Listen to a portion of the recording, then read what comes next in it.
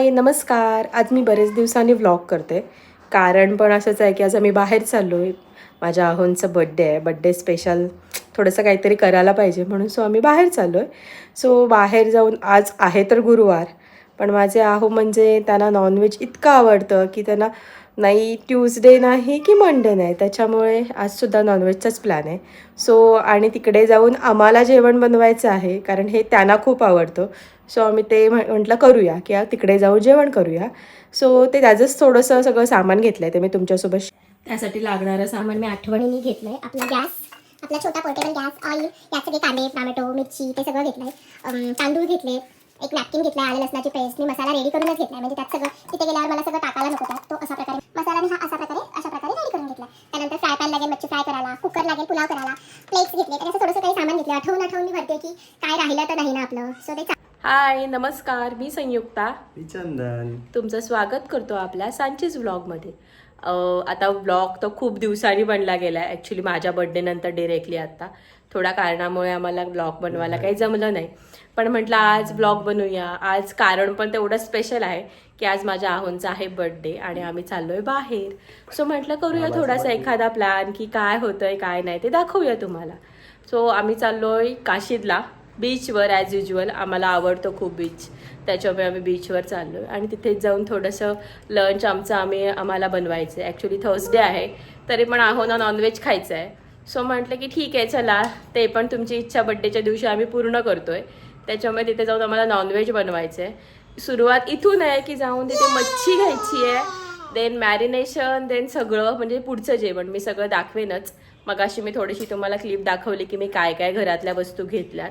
आता तिथे गेल्यावर फिश घेताना कुठले फिश घेतोय काय घेतोय हे मी तुम्हाला सगळं दाखवेन. Stay tune. बाय. विहा बाय करा आणि बाबाला हॅपी बर्थडे म्हणा. बर्थडे कुणाचा आहे? नाही हॅपी बर्थडे कुणाचा आहे? मग बाबाने हॅपी बर्थडे म्हणा. हॅपी बर्थडे बाबा म्हणा. ठीक आहे चालेल. हे बाळांचं असंच असतं, सांगितल्यावर बोलायचं नसतं आणि नको त्या वेळा नुसतं बाबा बाबा हॅपी बर्थडे बाबा चालू आहे. से बाय बाय. से ट्यून. बाय. आता आम्ही बाहेर तर निघालोय कॉलनीच्या. बघूया आता काय काय आहे, काय काय आमचं प्लॅनिंग आहे ते तुम्हाला कळेलच. आम्ही दोघांनी आज मॅचिंग केलंय आणि सोनूने कॉन्ट्रास्ट केलंय. म्हटलं आज बीचवर जायचंय आणि समोर आपला निळाशार समुद्र, तर म्हटलं थोडंसं त्या शेडमध्ये काहीतरी घालावं म्हणून आम्ही दोघांनी स्काय ब्लू घातलं आणि विहूला कॉन्ट्रास्ट म्हणून थोडंसं मल्टी कलरचं, थोडंसं येल्लो, स्काय ब्लू, व्हाईट असं सगळं मिक्स करून एक असा छानसा फ्रॉक म्हणता येईल किंवा वन पीस म्हणता येईल असं छोटस काहीतरी घातलं. तिला आजीने घेतले. आता गोव्याला गेली होती ना, घेतलं आजीने, तिला गोव्याला गेलेली, तिला पण आवडलं, सर्वांना आवडलं ते, त्याच्यामुळे आम्ही तिला तेच घातलं. विहू ते बघा तुझा ड्रेस दाखवा. ड्रेस हा अशा दाखवतो आम्ही ड्रेस. कोणी घेतलं तुला? कोणी घेतला ड्रेस? आजीने घेतला. आवडला तुला? आवडला. आजीला थँक्यू म्हणा. आजी अजून एक आजीने घेतलंय ते आपण नंतर घालू. ते थोडं मोठं होतं. नागोठण्याच्या आजीनी सुद्धा तिला एक छान ड्रेस घेतलाय, तो थोडा मोठा होतोय. आम्ही तो पण बीचवरच घालणार आम्ही, कारण आम्हाला तो खूप आवडलाय. आम्ही नेक्स्ट टाइम कुठे जाऊ, कारण आम्ही जास्त करून तर बीचवरच जात असतो, कारण आम्हाला तिघांनाही बीचेस खूप आवडतात. म्हणजे मुळात आम्हाला दोघांना आवडतात आणि आता विभूला सुद्धा ते आवडायला लागलंय. मम्म, पाणी, स्विमिंग, ह्या गोष्टी विभूला आता खूप जास्त आवडायला लागल्या. आमचं जास्त जाणं जिथे बीच असेल त्याच ठिकाणी होत असतं, त्याच्यामुळे आणि ते आम्हाला जवळ पण पडतं, त्याच्यामुळे आम्ही तेच प्रेफर करतो. काय झालं बेटा? चलो स्टे ट्यून. बाय.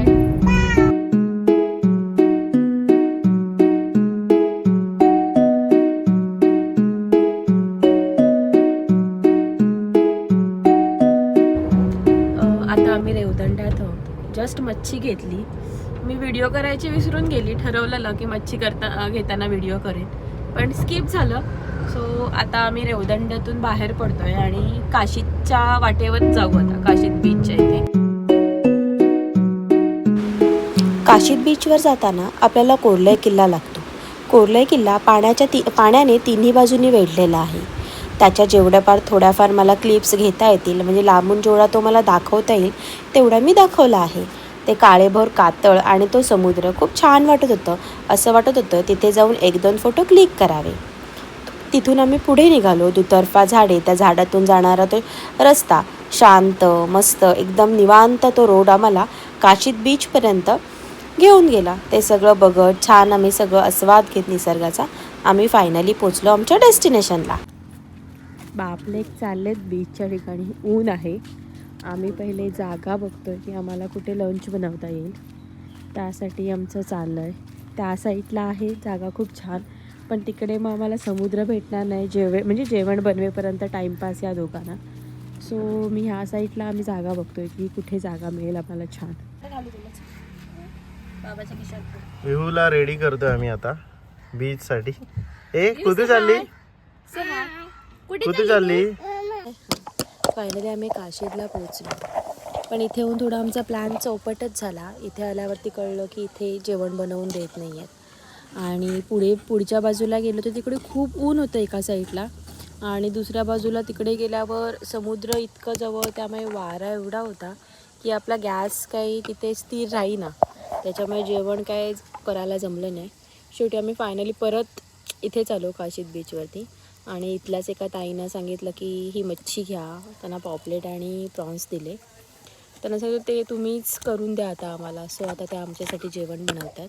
आणि आम्ही इथे आता वेट करत बसलो आहे, कारण ऊन पण एवढं आहे की तिकडे पाण्यात जाता येत नाही आहे. म्हणजे आमचा प्लॅन असा होता की जेवण बनवेपर्यंत, जेवण होईपर्यंत ऊन थोडं खाली होईल, त्याच्यानंतर आपण पाण्यामध्ये जाऊ.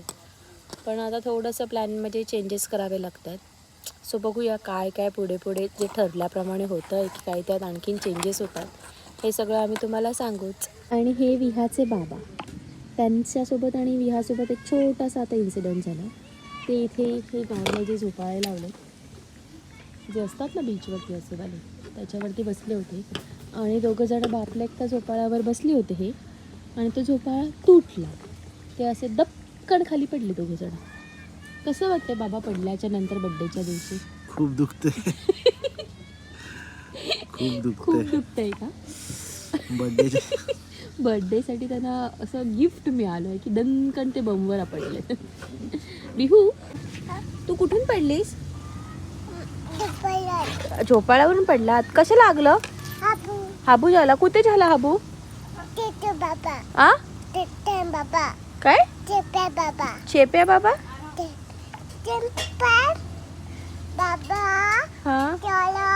हा हाबू झाला बाबाला. कुठे झाला बाबाला हाबू? बमला झाला. आणि विहाला कुठे झाला? विहाच्या पण बमला झाला का? ओके. त्या ताईंकडून आम्ही पॉपलेट फ्राय, कोलंबी फ्राय करून घेतली. तसेच कोलंबीचा रस्सा, भाकरी आणि भात सुद्धा घेतला. काय चाललं विहा? झोपाळा. ओ ती बाबा आणि विहा समुद्रात झाले. विहाला तर स्विमिंगच करायची.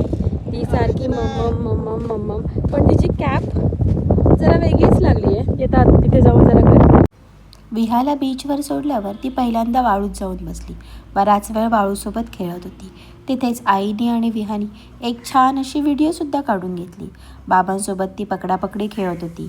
बाबा तिच्या मागे धावत होते, कधी विहा बाबांच्या मागे धावत होते. तसेच आईने सुद्धा एक व्हिडिओ, एक बीचवरचा व्ह्यू दाखवावा म्हणून एक गोल फिरून एक छानशी व्हिडिओसुद्धा घेतली. तिथेच बाबांनी हाय केलं. विहाचं काही हाय करण्यात लक्ष नव्हतं. ती खेळण्यात मग्न होती. विहाने मम्मम पाहिल्यावर विहाची खुश झाली. ते आम्ही शब्दात सांगू शकत नाही. जसं पाणी तिच्या पायावर येत होतं तसं ती खुश एकदम खुश होत होती. समुद्राच्या लाटा ती पायावर घेत होती. तसंच ते आपल्याला किती छान वाटतं ना, वाळूत उभं राहून समुद्राच्या लाटा आपल्या पायावर येतात तिला. तसंच विहाला ते पाण्यात खेळताना बघून आम्हाला इतका आनंद होत होता की विहाचा आनंद बघून आम्ही खूप हॅप्पी होतो. तिला पाण्याच्या बाहेर यायचंच नव्हतं. आम्ही तिला पाण्याच्या बाहेर आणलं की ती परत आमचा हात सोडून आम्हाला हे करून परत पाण्यात जात होती. कितीतरी वेळ हे विहाचे हट्ट चालूच होते. तिला सारखं पाण्यात जायचं होतं. नुसतं मम्मम मम्मम एवढंच चालू होतं. आम्ही किंवा बाबांनी तिला पाण्यातून बाहेर आणलं की ती तसंच त्याच पावले परत पाठी जात होती. त्या वाळूत जाऊन बसत होती.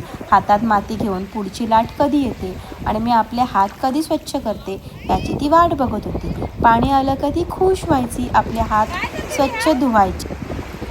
पाण्याच्या लाटांसोबत खेळणं आणि वाळूसोबत मजा मस्ती करणं हा विहाचा कार्यक्रम बराच वेळ चालू होता. तसंच आम्ही तिला पाण्यातून बाहेर आणणं आणि तिने रडत रडत परत आमच्याकडून हट्ट करून पाण्यात जाणं, या कार्यक्रम तर आमच्याकडून 4-5 वेळा तर नक्कीच झाला होता. तिला ते पाण्यात जाताना पाहताना आनंद पण वाटत होतं, पण तिचे किती हट्ट पाण्याचे पुरवायचे त्याचा विचार पण करत होतो. कारण ऊन पण तसं लागतच होतं. किती वेळ तिला उन्हात ठेवायचं हे पण आमचं चालू होतं. तिथे एवढं काही जाणवत नव्हतं, तिला ते मज्जा मस्ती वाटत होतं. पण नंतर शेवटी आम्ही तिला रडत ओरडत तिला आम्ही बीचच्या बाहेर घेऊन आलो. पण वाळूत येऊन सुद्धा तिला तिथेच जायचं होतं. ती आई मागे हट्टच करत होती. आई तिला सांगत होती की तू स्विमिंग पूलमध्ये तुला घेऊन जाऊया, तुला न्यू कपडे घालून घेऊन येऊया, पण विहा ऐकायलाच तयार नव्हती. शेवटी कंटाळून तिला ओरडत रडत आम्ही बीचवरून बाहेर वाळूत आणला.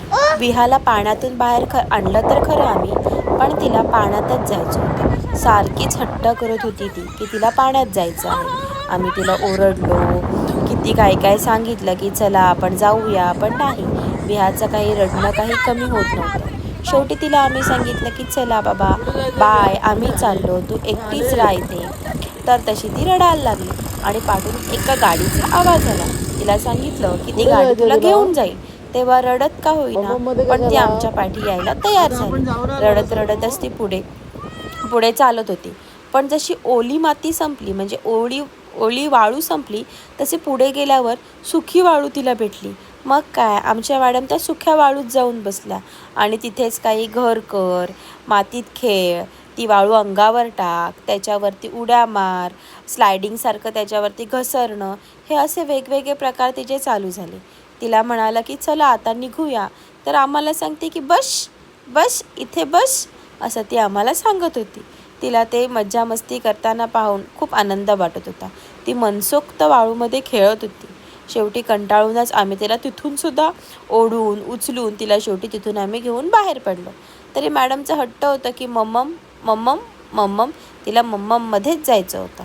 फायनली आम्ही काशीदवरून निघालो आणि मग जाताना तेच आपण काय एन्जॉय केलं, किती मज्जा केली, किती छान आपला दिवस स्पेंड केला, याबाबतच्या गप्पा मारत आम्ही पुढे निघालो. तो जातानासुद्धा आम्हाला समुद्र दिसला.